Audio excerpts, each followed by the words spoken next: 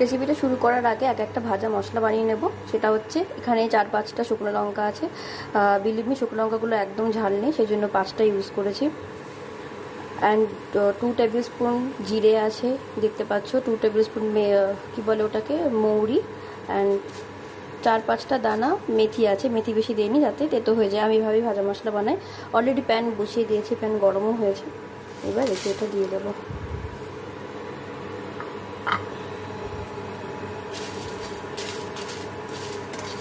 Fry হয়ে গেলে automatic কালারটাও চেঞ্জ হয়ে যাবে, একটু স্মেলও বেরোবে।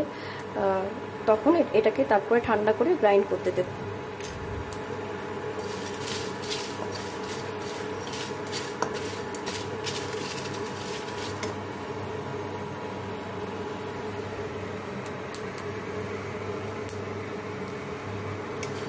ইভেন মেথি মৌরিগুলো জিরেগুলো ফুটতেও শুরু করে দিয়েছে। আই হোপ তোমরা আওয়াজটাও বুঝতে পারবে।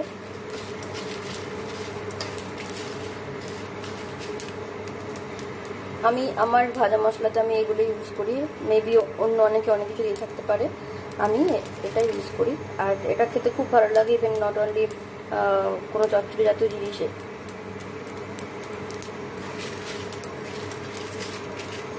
এটা চাট জাতীয় জিনিস দিতেও, এবং যদি ফ্রুট স্যালাড খাও তার উপরে দিতেও হালকা করে ছড়িয়ে দিলে একটা সুন্দর টেস্ট আসে, স্মেল আসে, খেতে ভালো লাগে। দেখতেই পাচ্ছ শুকনো লঙ্কাটা অলরেডি রান হয়ে গেছে। একটু কমিয়ে দেবো। ভাজা মশলাটা আমি একটা বাড়িতে ট্রান্সফার করে নিয়েছি। এবার এটাকে মিক্সারে দিয়ে গ্রাইন্ড করে নেব। এই মশলাটা দহি চাটে খেতেও খুব ভালো লাগে। গ্রাইন্ড করা হয়ে গেছে, দেখো খুব সুন্দর একটা স্মেল বেরিয়েছে। আমি সরষের তেল গরম হতে দিয়েছি। আর এদিকে তোমাদের আমি ভেজিটেবলসগুলো দেখিয়ে দিই। প্রথমে নিয়েছি একটু আলু, বেগুন। দেখো পেঁপে ইউজ করলে খুব ভালো হয়, কাঁচা পেঁপে, বাট এখানে আমি কাঁচা পেঁপে একদমই পাইনি, তো সেই জন্য এটা স্কোয়াশ ইউজ করেছি। স্কোয়াশটা অনেকটা পেঁপের মতনই খেতে হয়, খারাপ লাগে না। ম্যাগো ট্রাই করেছি, তাই আমি স্কোয়াশ দিয়েছি।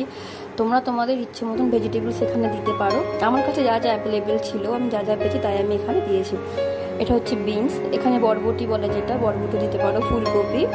আর এটা হচ্ছে পুঁই শাক, অল্পই পেয়েছি এখানে। পুঁই শাক অতটা পাওয়া যায় না। পুঁই শাকের ডাঁটা, পুঁই শাকের পাতা, আর একটু মটরশুঁটি, আমি ক্যারট দিয়েছি, একটু মূলো দিয়েছি। আর এখানে হচ্ছে তোমার একটু টমেটো আর একটা চেরা কাঁচা লঙ্কা আছে। সাথে লাগছে হচ্ছে তেজপাতা, শুকনো লঙ্কা একটা দিচ্ছি আমি। আর তোমরা তোমাদের টেস্ট মতন ইউজ করতে পারো। 5 ফোড়ন, এটা হচ্ছে লঙ্কার গুঁড়ো, হলুদ গুঁড়ো, ধনে গুঁড়ো আমি একটু ইউজ করবো। আর হ্যাঁ, সল্ট তো দিতেই হবে। এবার আমি শুকনো লঙ্কা, তেজপাতা আর 5 ফোড়নটা দিয়ে দিচ্ছি। চাইলে আলাদা আলাদা করে ভেজিটেবলসগুলো ভাজতে পারো, ভেজে তুলে রেখে তারপরে মশলা কষিয়ে করতে পারো, বাট একসাথে দিলেও কোনো অসুবিধে হয় না, একদমই অসুবিধে হয় না। হ্যাঁ, ভেজিটেবলসগুলোকে ভালো করে ফ্রাই করে নিয়ে তাতে মশলা দিলেই হবে। তো আমি একসাথেই দিচ্ছি।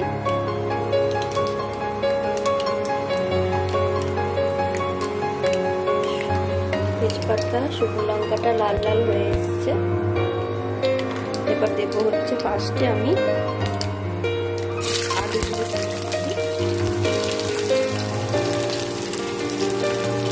অবশ্যই তোমরা সাবধানে করো, জল সমেত দিও না, তাহলে এরমই তেল ছিটবে।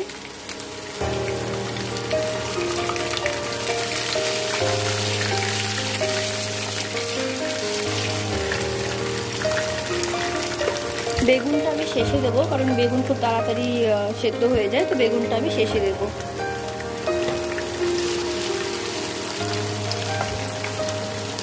আলু দেবো সাথে। এখন আমি স্কোয়াশটাও দিয়ে দিচ্ছি। স্কোয়াশটাও ফ্রাই বা সেদ্ধ হতে অনেকটাই সময় লাগে।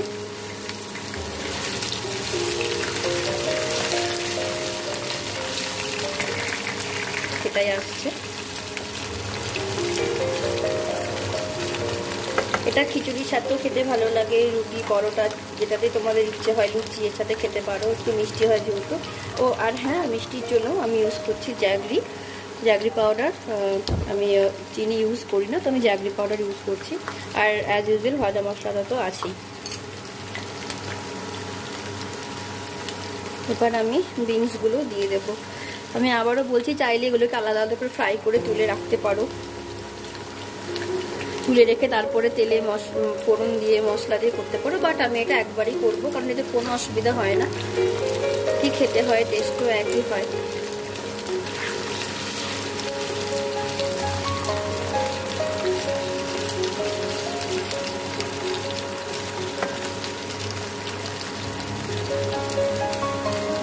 মূলোগুলো দিয়ে দিচ্ছি, শাক আর বেগুনটা আমি পরে দেবো। মূলো, ক্যারেট আমি পুরোটাই দিয়ে দিচ্ছি। শাক, বেগুন, মটরশুঁটি পরে দেবো, এই কয়েকটা জিনিস, কারণ এগুলো খুব তাড়াতাড়ি তিনটেই গলে যায়। আর দেবো ফুলকপি। কুকারে সিটি দেওয়ার দরকার হয় না, প্রায় ভালো করে ফ্রাই করতে করতে কষাতে কষাতে হয়েই যায়। কিন্তু যদি কেউ চাও এটা কুকারেও করতে পারো, আমি নিজেও অনেক সময় প্রেশার কুকারে করে থাকি, কিন্তু তাড়াহুড়ো থাকে, বাট এভাবে ফ্রাই করে করাটাই আমার মনে হয় বেস্ট। এবার আমি দিয়ে দেবো সস, আর একটু দেবো, অনেকগুলো বেশি চাচ্ছে, সেটা আমাকে লাগবে।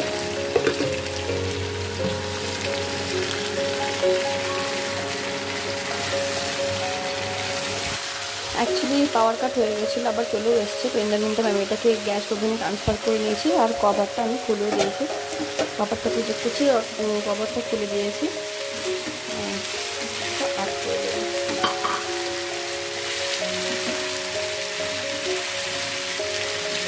যদি চাও তাহলে টমেটোটা পেস্ট করেও দিতে পারো।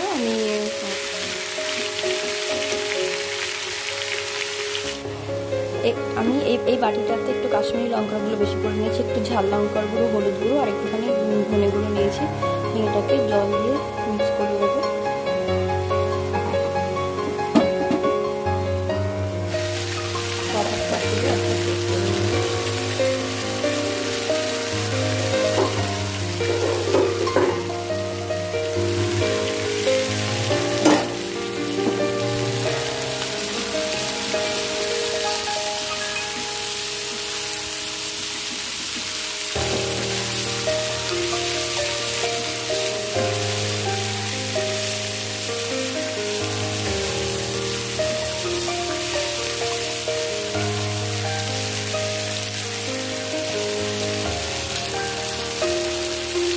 সবজিটা কভারটা করে চেক করছি, সবজিটা অনেকটা ভাজা ভাজা হয়ে গেছে।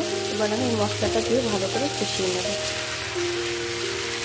হ্যাঁ, একটা মূলোর পিস ছিল, সেটাও আমি দিয়ে দিয়েছি।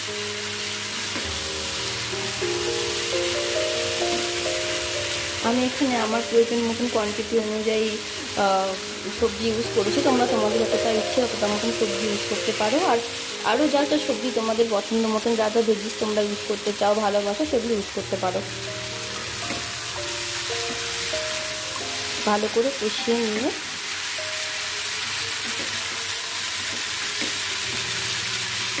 সমস্ত সবজিগুলোকে ভালো করে কষিয়ে নিতে হবে। একটু দেব,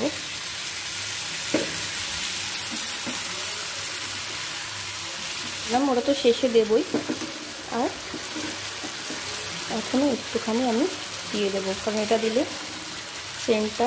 সেন্ট টেস্ট সব কিছু খুব ভালো হয়। দুটো ডাটা আর রেসিটা আমি পরে দেবো।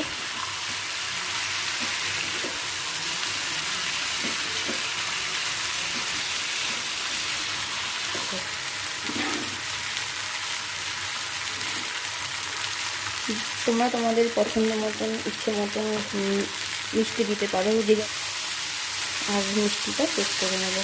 এবার একটু জলটা দিয়ে দেবো।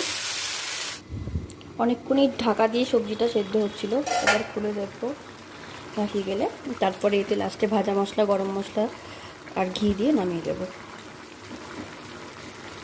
আর গরম মশলা সম্পূর্ণ অপশনাল, দিলে আমার ভালো লাগে পার্সোনালি। গরম মশলা, এটা গরম মশলা দিলে একটু খুব ভালো লাগে খেতে।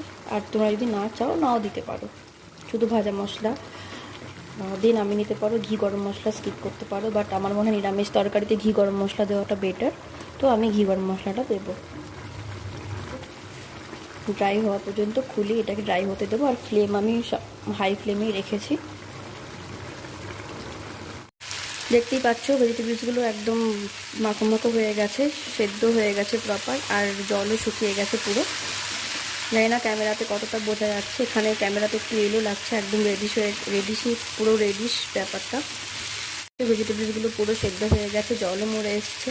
ক্যামেরাতে একটু হলুদ হলুদ লাগছে, বাট এতটা হলুদ নয়, কালারটা লাল লালই আছে। আর তোমরা যদি চাও আর একটু গ্রেভি রাখতে পারো, বাট আমি এরকম শুকনো শুকনো করবো।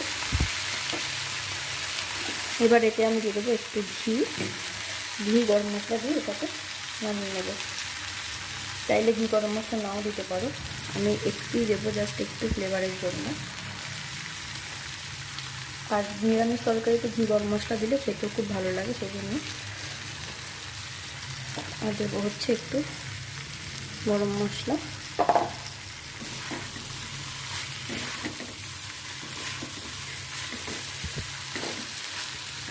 গ্যাসটাকে অফ করে দিচ্ছি। এবার এটাকে বোলে ট্রান্সফার করে একটু ভাজা মশলা উপর থেকে ছড়িয়ে দেবো। একটা বোলে ট্রান্সফার করে নিয়েছি। এবার এতে দিয়ে দেবো একটুখানি ভাজা মশলা, অল্পই দিচ্ছি কারণ আগে কষানোর সময় দিয়েছিলাম, আর ঘি অলরেডি দিয়েছি। ব্যাস রেডি আমাদের চচ্চড়ি। এটা তোমরা খিচুড়ি, রুটি, পরোটা যার সাথে খুশি খেতে পারো। রেসিপিটা ভালো লেগে থাকে প্লিজ সাবস্ক্রাইব করো, লাইক করো। Thank you.